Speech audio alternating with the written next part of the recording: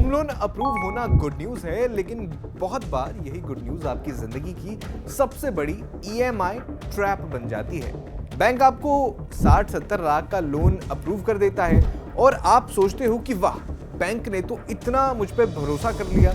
लेकिन असली सवाल ये नहीं है कि बैंक आपको कितना लोन दे रहा है। असली सवाल ये है कि आपकी सैलरी और आपके खर्चे उस लोन को कितने साल झेल पाएंगे। क्योंकि होम लोन में सबसे खतरनाक चीज सिर्फ ब्याज दर नहीं होती, सबसे खतरनाक होते हैं गलत EMI calculation, hidden charges, floating rate का जाल और वो छोटी छोटी कंडीशंस जो आपको तभी समझ आती हैं जब हर महीने पैसे कटने शुरू हो चुके होते हैं। इसलिए आज आसान भाषा में बिल्कुल खुलकर समझते हैं कि होम लोन लेने से पहले कौन सी 8-10 महत्वपूर्ण बातें जानना जरूरी है, ताकि आपका घर आपका सपना बने, आपकी फाइनेंशियल गलती ना बने। नमस्कार, टीवी9 भारतवर्ष देख रहे हैं आप, मैं हूं अरुण सुंदराल।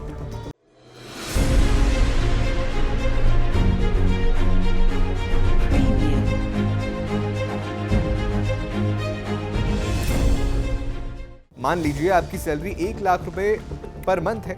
बैंक आपको बोलता है कि सर आप 60-70 लाख तक का लोन ले सकते हैं। अब ये सुनकर बहुत लोग खुश हो जाते हैं, लेकिन यहाँ एक बात समझिए कि बैंक आपके घर का राशन नहीं देखता, बैंक आपके बच्चे की फीस नहीं देखता, बैंक आपके पेरेंट्स की मेडिसिन नहीं देखता, बैंक ये नहीं देखता कि कल को जॉब चली गई तो आप 6 महीने कैसे सरवाइव करेंगे। बैंक मोस्टली ये देखता है कि उसकी ईएमआई निकल पाएगी या नहीं। लेकिन आपकी जिंदगी में सिर्फ ईएमआई नहीं होती, घर का खर्च होता है, बच्चों की पढ़ाई होती है, मेडिकल इमरजेंसी होती है, पेरेंट्स की रिस्पॉन्सिबिलिटी भी होती है, इसमें ट्रैवल, मेंटेनेंस, इंश्योरेंस और सोसाइटी चार्जेस सब होते हैं। इसलिए होम लोन लेते वक्त पहला सवाल ये नहीं होना चाहिए कि मुझे कितना लोन मिलेगा, पहला सवाल ये होना चाहिए कि मेरी सैलरी से सेफ ईएमआई कितनी निकल सकती है। यही से स्मार्ट बायर और ट्रैप्ड बायर में डिफरेंस शुरू हो जाता है। अब सबसे बड़ा सवाल ये आता है कि ईएमआई कितनी होनी चाहिए। देखिए, सबसे प्रैक्टिकल रूल समझिए, आपकी टोटल ईएमआई यानी होम लोन हो, car loan, personal loan, credit card EMI सब मिलाकर आपकी मंथली टेक होम इनकम के 35% से 40% से ज्यादा नहीं होनी चाहिए। मान लीजिए आपकी टेक होम सैलरी 1 लाख रुपए है, तो आपकी सेफ ईएमआई रेंज होनी चाहिए करीब 35,000 से 40,000 रुपए तक, उससे ज्यादा नहीं। अब बहुत लोग सोचते हैं कि अगर 1 लाख रुपए सैलरी है तो 55,000 ईएमआई दे भी देंगे तो थोड़ा एडजस्ट कर लेंगे, लेकिन यही सबसे बड़ा ट्रैप है। क्योंकि एडजस्टमेंट 1 महीने चल सकता है, 2 महीने चल सकता है, लेकिन 15 से 20 साल तक एडजस्टमेंट नहीं चलता। एक मेडिकल इमरजेंसी आई या एक जॉब गैप आया, एक सैलरी डिले हुई, बच्चों की फीस बढ़ गई या घर में कोई बड़ा खर्चा आ गया तो आपका पूरा बजट हिल जाएगा। इसलिए याद रखिए, घर ऐसा खरीदिए जिसकी ईएमआई आपको जीने दे, ऐसा नहीं जिसमें सैलरी आते ही आधा बैंक आपका अकाउंट खाली हो जाए। अब आप सोच रहे होंगे कि ठीक है, ईएमआई समझ आ गई, लेकिन बैंक तो एलिजिबिलिटी देखकर ही लोन देता है ना। यही गलती होती है। एलिजिबिलिटी और अफोर्डेबिलिटी दोनों अलग अलग चीजें हैं। बैंक के हिसाब से आप एलिजिबल हो सकते हैं कि आपको 70 या 60 लाख रुपए का लोन मिल जाए, लेकिन अपनी जिंदगी के हिसाब से आप उसे अफोर्ड नहीं कर सकते। अब एलिजिबिलिटी की ही बात कर लेते हैं। लोग सोचते हैं कि सैलरी अच्छी है तो होम लोन मिल जाएगा, लेकिन बैंक सिर्फ सैलरी नहीं देखता। बैंक ये देखता है कि आपका क्रेडिट स्कोर कैसा है, पहले से कितने लोन्स चल रहे हैं, आपकी जॉब कितनी स्टेबल है, आपकी एज क्या है, आपका रीपेमेंट हिस्ट्री कैसा है और जिस प्रॉपर्टी को खरीद रहे हैं उसके पेपर्स क्लियर हैं या नहीं।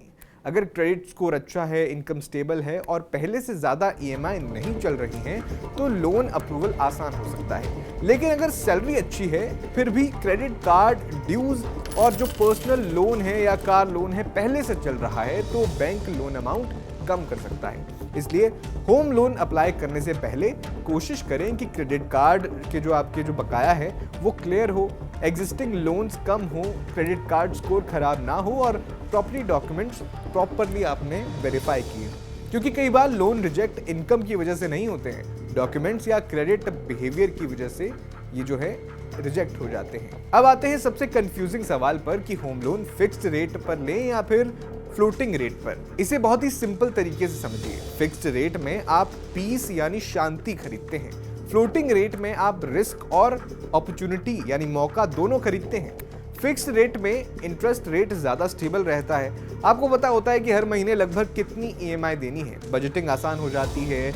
लेकिन फिक्स्ड रेट कई बार फ्लोटिंग से महंगा हो सकता है, और अगर मार्केट में इंटरेस्ट रेट्स कम हो जाएं तो उसका फायदा आपको तुरंत नहीं मिलता। अब फ्लोटिंग रेट समझ लीजिए। फ्लोटिंग रेट में आपका इंटरेस्ट रेट मार्केट या रेपो रेट जैसे बेंचमार्क से जुड़ा होता है। रेट कम हुआ तो आपको फायदा हो सकता है, रेट बढ़ा तो आपकी ईएमआई या लोन टेन्योर बढ़ सकता है। और यहीं आता है सबसे बड़ा ट्रैप, जाल। कई बार बैंक ईएमआई नहीं बढ़ाता बल्कि लोन की अवधि बढ़ा देता है। आपको लगता है तो मेरी ईएमआई तो सेम है, कोई टेंशन की बात नहीं है, लेकिन पीछे से आपका लोन 20 से 23 साल हो जाता है, 23 से 26, और कभी कभी तो उससे भी ज्यादा लंबा हो सकता है। मतलब ईएमआई वही दिखती है लेकिन आप ज्यादा साल तक इंटरेस्ट भरते रहते हो। इसलिए फ्लोटिंग लोन लेते समय हर रेट रीसेट पर बैंक से ये 4 सवाल जरूर पूछिए। मेरी ईएमआई बढ़ी है या टेन्योर? टोटल इंटरेस्ट कितना बढ़ेगा? क्या मैं पार्ट पेमेंट कर सकता हूँ? फिक्स्ड में स्विच करने का ऑप्शन है या नहीं? क्योंकि होम लोन में ईएमआई से ज्यादा डेंजरस चीज कई बार टेन्योर एक्सटेंशन हो जाता है। अब एक और बात जो लोग बहुत इग्नोर कर देते हैं, आप सोचते हैं कि घर 50 लाख का है, लेकिन असल में क्या वो 50 लाख का ही पड़ता है? नहीं। होम लोन लेते वक्त लोग ईएमआई कैलकुलेट करते हैं लेकिन टोटल कॉस्ट कैलकुलेट नहीं करते। आप सोचते हैं कि घर जो है वो 50 लाख का है, लेकिन इसमें जुड़ते हैं stamp duty, registration charges, processing fee, legal verification charge, property valuation charge, insurance, society charges, maintenance, deposit, interior cost, brokerage अगर एप्लीकेबल हो, और कई बार तो कन्वर्जन या डॉक्यूमेंटेशन चार्जेस भी पड़ जाते हैं। अब वही 50 लाख का घर आपको 54 या 56 लाख या उससे भी ज्यादा में पड़ सकता है। इसलिए सिर्फ प्रॉपर्टी प्राइस मत देखिए, टोटल कॉस्ट ऑफ ओनरशिप देखिए, यानी वो कितने में आपको टोटल पड़ रहा है वो देखिए।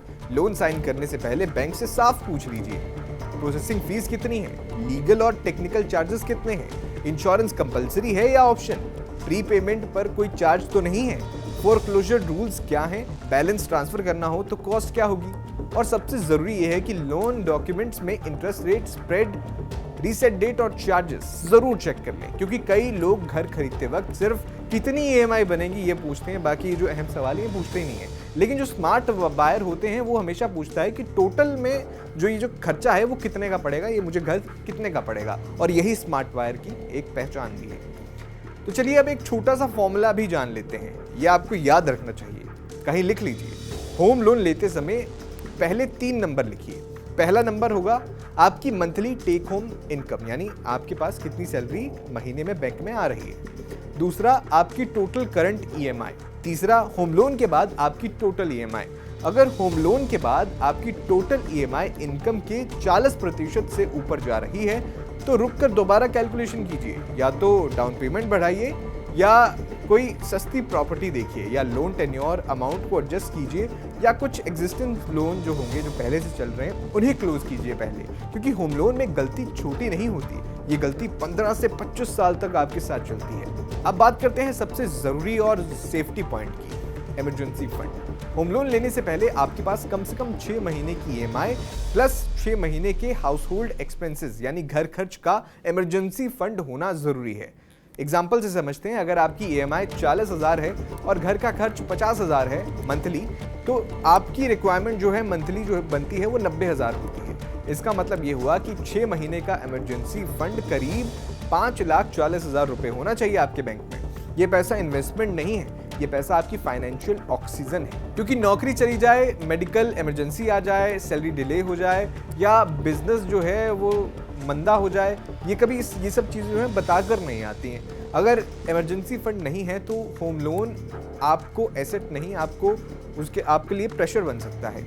लोन लेते वक्त डॉक्यूमेंट्स और कंडीशंस जरूर चेक कर ले, उन पर बात कर लेते हैं। देखिए, लोन फाइनल करने से पहले ये चीजें जरूर चेक करें। कौन सी? सैंक्शन लेटर में लोन अमाउंट, रेट और टेन्योर सही है या नहीं, इंटरेस्ट फिक्स्ड है या फ्लोटिंग है, क्लियरली लिखा है या नहीं, प्रोसेसिंग फीस और दूसरे कोई चार्जेस कितने हैं, प्री पेमेंट और फोरक्लोजर रूल्स क्या हैं, इंश्योरेंस ऑप्शनल है या जबरदस्ती बंडल किया जा रहा है, रेट रीसेट कब होगा, ईएमआई बाउंस या लेट पेमेंट पर कितना जुर्माना लगेगा आप पर, और प्रॉपर्टी डॉक्यूमेंट्स लीगली क्लियर हैं या नहीं। अगर कुछ समझ नहीं आ रहा तो साइन करने से पहले बैंक से लिखित में क्लैरिफिकेशन जरूर ले लें, क्योंकि लोन लेने से पहले पूछा गया सवाल आपको ऑकवर्ड लग सकता है, लेकिन लोन लेने के बाद वही सवाल लाखों बचा सकता है। तो होम लोन लेने से पहले ये 7 सवाल खुद से जरूर पूछिए। पहला, मेरी ईएमआई इनकम के 35 से 40% से ज्यादा तो नहीं है? बैंक की एलिजिबिलिटी और मेरी अफोर्डेबिलिटी में डिफरेंस तो नहीं है? फिक्स्ड रेट सही है या फ्लोटिंग आपको सही जम रही है? अगर रेट बढ़ा तो ईएमआई बढ़ेगी या फिर ड्यूरेशन, टेन्योर, हिडन चार्जेस और टोटल कॉस्ट कितनी है? क्या मेरे पास 6 महीने का इमरजेंसी फंड है? लोन डॉक्यूमेंट्स में सारी कंडीशन साफ लिखी हैं या नहीं? क्योंकि घर खरीदना इमोशन हो सकता है, लेकिन होम लोन लेना इमोशन में इसको नहीं लेना चाहिए।